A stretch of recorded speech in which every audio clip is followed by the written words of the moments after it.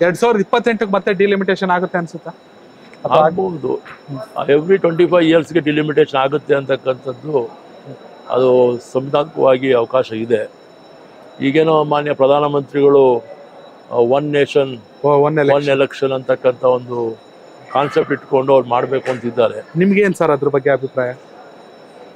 ಇಲ್ಲ, ಅದು ವಿಧಾನಸಭೆ ಲೋಕಸಭೆ ಚುನಾವಣೆ ನಡೆದ್ರೆ ಲೋಕಸಭಾ ಅಭ್ಯರ್ಥಿಗೆ ಬಹಳ ಸುಲಭ ಆಗುತ್ತೆ. ಹೌದು. 8 ವಿಧಾನಸಭಾ ಕ್ಷೇತ್ರದ ಶಾಸಕರುಗಳು ಅವರ ಸ್ವಂತ ಗೆಲುವಿಗೆ ಮತ್ತು ಪಾರ್ಲಿಮೆಂಟ್ನ ಅಭ್ಯರ್ಥಿ ಗೆಲುವಿಗೆ ಶ್ರಮ ವಹಿಸ್ತಾರೆ.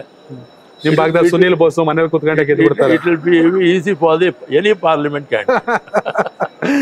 ಇಲ್ಲ, ನಿಜವಾಗ್ಲೂ ಇಲ್ಲ. ನಾನು ಚಾಮರಾಜನಗರದ ವಿಚಾರ ಮಾತಾಡ್ತಾ ಮಾದೇವ್ ಪ್ರಸಾದ್ ಅವರ ಹೆಸರನ್ನು ಮರ್ತೆ.